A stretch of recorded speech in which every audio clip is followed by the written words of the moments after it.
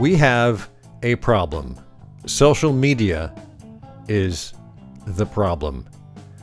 And I don't know that there's an answer. I don't have any answers, but I thought it'd be fun to talk about this for a little bit. Hey, this is Tim Patterson, Trade Show Guy, Monday Morning Coffee for September 28th, 2020. You can find me at TradeshowGuy.net. From there, you can jump to all sorts of sites. Trade Show Guy blog, Trade Show Guy exhibits, some trade show webinars, and a couple of books that I've written. Freebie downloads. You can also find the podcast and the blog there as well. So I was looking back. I joined LinkedIn before I joined any of the others, Facebook, Twitter, Instagram. I joined LinkedIn on April 17th, 2006. I joined Twitter June 19th, 2008. I joined Facebook around the same time, although I couldn't track down an exact date. For some reason, they make it hard to find. I think it was late 2008. I joined Instagram April 5th, 2011. I started this blog, Trade Show Guy blog, in December 2009 it would be. So right in that neighborhood, I was kind of really interested in all that stuff. I've been involved in social media a long time. In fact, the blog, TradeshowGuyblog.com, focused exclusively on how to use social media at events, trade shows, and conferences for a couple of years, like 2013, 2014.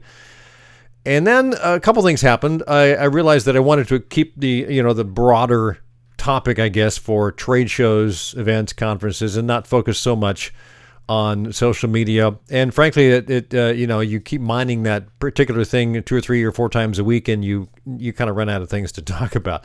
So what's the problem? Well, it's big tech. It's Google, it's Facebook, it's Amazon, it's Apple to some extent, it's Twitter. But the problem, I think, is best described by Mark Hurst in a recent article. He said, this is the key point.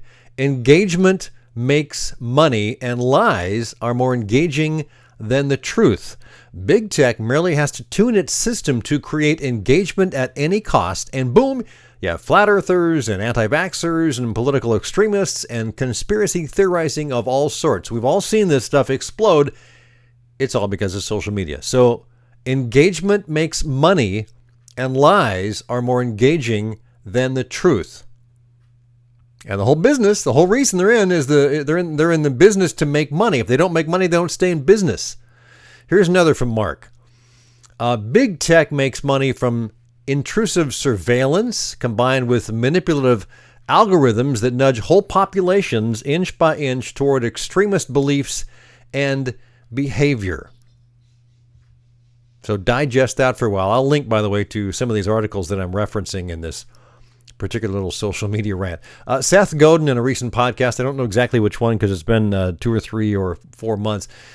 He does a Q&A at the end of his podcast, very popular. I think that's probably the most interesting thing of some of the podcasts because he really gets into stuff that people are curious about. And someone asked him what he missed about the changes that came with the technology since 2000, because a lot of stuff has changed in 20 years, and I'm paraphrasing, but he said he really missed the fact that social media has become such a negative influence on the culture, the theorizing, the wild stories, the money, the lies, the anti-vaxxers, the political extremists. He missed that. He didn't see that coming.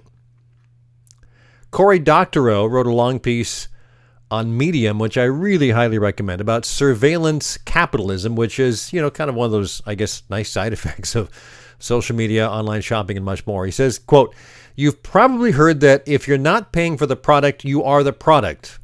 As we'll see below, that's true, but it's incomplete.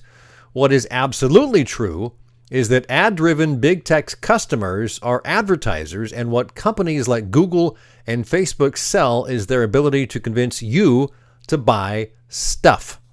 Big tech's product is persuasion. The services, social media, search engines, maps, messaging, and more are delivery systems for persuasion." And you pop up a map and you get an ad for something, right? You're looking for dinner? Well, you might try these particular restaurants. So it's all right there. We know we're being used. We know they're the product. It's nothing new, I guess. But it's just gotten more and more intrusive and worse and worse.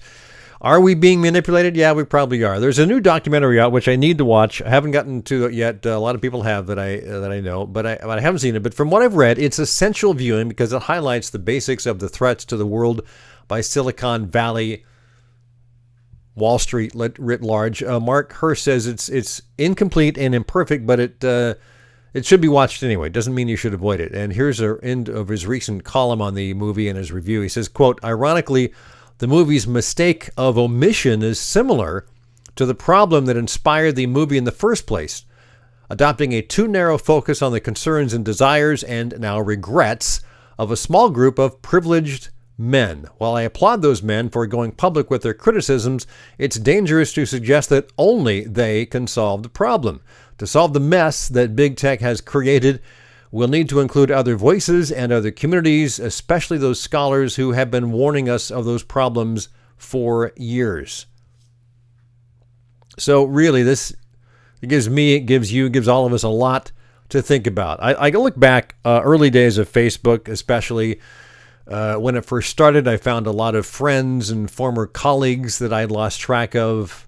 You know, Facebook, unlike some of the other platforms that were out there, I think I look back at MySpace and a few others, they insisted on you using your real name.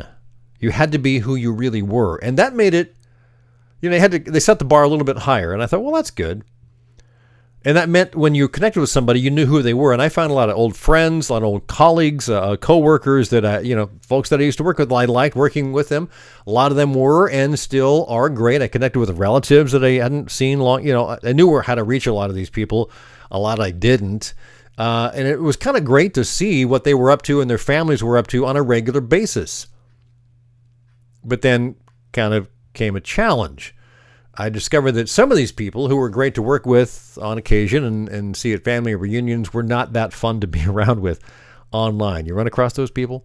They were caustic and they were profane and they called people a lot of names and they were rabid about their side, especially the political divide. I'm talking about during the later Bush years, early Obama years.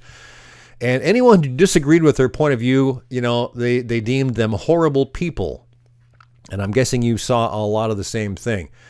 So it kind of gave you, second thoughts about how great Facebook was. And this is, 10 or 11 years ago. The other thing I find is I've connected with a lot of people I've never even met in person. I've had only a brief encounter with. Maybe they're work colleagues or they could be clients. I've actually connected with a few clients on Facebook, more often on LinkedIn, I think, which has certainly got different restraints to it. It's not nearly as political, although that stuff does show up. Not nearly as personal, although that stuff does show up. Nothing wrong with that, but then I keep seeing some of these people in my timeline that I just don't really know who they are. And I think, gosh, should I unfollow them? They're nice enough people. I like to see what they have to say, because a lot of them do have certainly valid things to say and share. Some things are good, some things are not. Some people I know rant and rave all day online. They do. Others show up, frankly, once or twice a year. They just aren't there. And then you see something and go, oh, that's right. Haven't seen him for a long time. So back to the problem. I'm not even sure if I'm defining the problem correctly, but I think most of us tend to think of Facebook, Twitter, and YouTube as rather benign, mostly, I think. And I know I used to think that way. I don't really think that way anymore. The more I read, the more I find out what's going on, how intrusive it is. And I think in many ways it's out of control. It's fostering crazy and evil people who are intent on damaging things. During, the ISIS ramp up and there was just a lot of, you heard a lot of news about ISIS recruiting online and people getting, sucked into a lot of that stuff and going overseas. It happened, not a lot, but it certainly did happen. People were intent on damaging other people, threatening them, manipulating them, preying on them. Read the article about how Google profits from pedophiles. That is not an opinion, but a fact. In the New York Times reported, and I'll put a link to that as well. And all the algorithms that are built into Facebook and YouTube and others are intended to feed people more of the stuff that they watch, and it keeps getting worse and worse and worse. So let's go back to the top, the comment that Mark made. Engagement makes money, and lies are more engaging than the truth. And lies spread like crazy. I mean, I think it was Mark Twain that once said, a lie will fly around the whole world while the truth is getting its boots on. And lies make money. And that's the problem. Silicon Valley likes making money. Wall Street likes making money. It's their job. Our culture is built on greed. So to change things, we have to change the culture. I don't know how to do that, but I listen a lot to Seth Godin, and he talks all the time about changing the culture incrementally, one person at a time. It's a big job. It's long term. So how do you do that? I guess we just focus on those types of things, listen to those types of people. I certainly urge you to listen to Seth Godin's podcast. It's weekly, I believe. He's very thoughtful, and he constructs his podcast in a way that just makes you really enjoy listening to them. Short term, do we do things like look at breaking a big tech, like we broke up Ma Bell in the 80s because they were too big? I frankly have a hard time thinking that will happen soon, but I think we in the country and the culture should be having that conversation. I know a lot of people are starting that. I don't think it will happen soon because both the current administration and their Democratic opponents get a lot of money from Silicon Valley and Wall Street. So I really don't think there's going to be a lot of pressure on big tech. Money buys influence, as we all know. Last thing here, this is unresolved and will remain unresolved for a long time. So what do we do as individuals? I think the best thing is to be aware of what we're reading. Be critical readers, be critical thinkers. Don't take everything at face value, even the things you want to believe from the people you want to believe in, the people that have given you good stuff in the past. Often I'll see something and I go, wait a minute, is that true? And I run it through a fact check or a media bias source. And there's a lot of those people out there, a lot of those organizations and websites that you can find that you can actually fact check stuff. And I think that's very, very good. So check out things that seem suspicious. Fact check the things that come out of the mouths of the candidates, even the ones you support. I take time off from social media. I don't do enough of this. I have learned not to get caught up in feeling I have to respond to everything I read. I hold back and I go, yeah, I should really not jump into that thing because it's not going to change anybody's mind. They're not going to change my mind. So, think once, think twice, think 3 times before posting something that is designed to rile someone up. I mean, we probably have all done that at least a couple of times, right? And I think, bottom line, try and wake up every day and treat people with dignity and respect. It's easier to do, frankly, face-to-face, mostly. But online, we kind of hide behind this persona of who we think we are, who we think we want people to think we are, and it's easy to name call and all that. But if you just, say, hey, I should treat people with dignity and respect, even the ones you disagree with. It's not always easy, but I think it's the best thing. And let's just wrap it up here and call it good for this week's Trade Show Guy Monday Morning Coffee. Have yourself a good week, and we'll do this again next week as October rolls into view.